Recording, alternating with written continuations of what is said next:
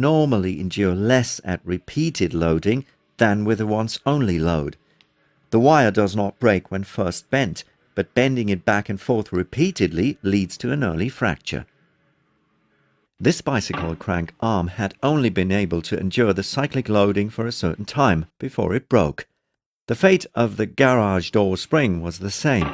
It had borne the opening and closing of the garage door about 60,000 times before it finally fractured.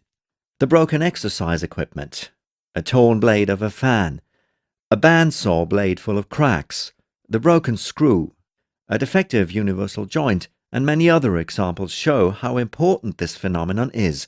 Each day thousands of items break due to cyclic, often repeated loading. How can we make sure that all these components withstand the cyclic loads? To achieve this, one has to test the materials appropriately. We intend to measure the fatigue strength of a frequently used steel in our laboratory. Hot-rolled steel rods made from the structural steel S235JR are used as base material. In order to eliminate the influence of the surface and to stress the material in a well-defined manner, suitable specimens have to be machined from the rods. This specimen type would be ideal. The shoulder-shaped ends have been designed for safe gripping.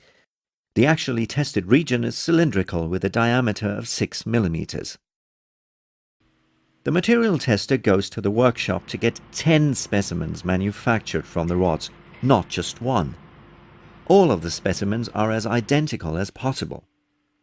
Back in the lab, he has all specimens ready for use and picks out the first one.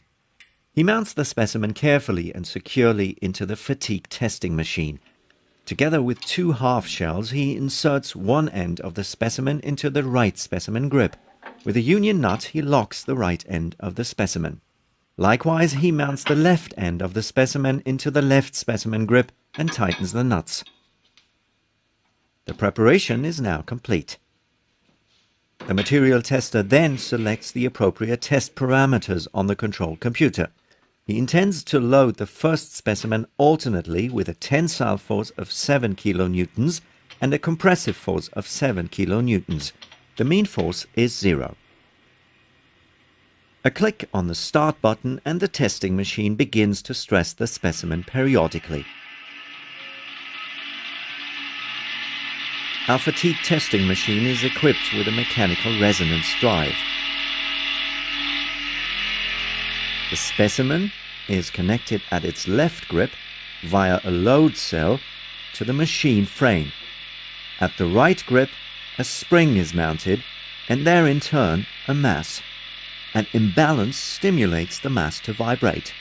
Longitudinal guides prevent the mass from vibrating in the transverse direction.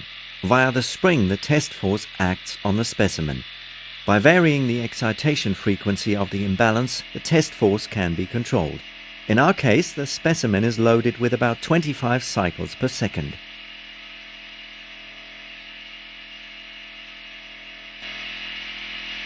Meanwhile, the first specimen has already endured over 300,000 load cycles and still seems to be intact.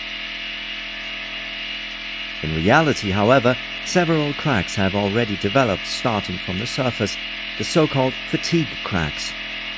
With each load cycle, they grow a bit further into the specimen. The biggest crack gains the upper hand, grows the fastest, and finally leads to fracture after 381,000 load cycles. The first test is finished. The material tester removes the fragments cautiously and inspects the fracture surfaces. At first glance, the fracture surface looks unimpressive. A closer look reveals 2 regions: the rather dull, predominantly flat fatigue crack propagation area and the rough residual fracture area. The residual fracture area results from the final catastrophic rupture. The fatigue crack propagation area has developed during the cyclic growth of the fatigue cracks, starting at the surface of the specimen. What does the fatigue crack propagation area look like at higher magnification? One of the fragments is carefully placed on the specimen stage of our scanning electron microscope. Now we can investigate the fatigue crack propagation area in detail. In some places, but not everywhere, parallel grooves and ridges can be seen, the so-called fatigue striations.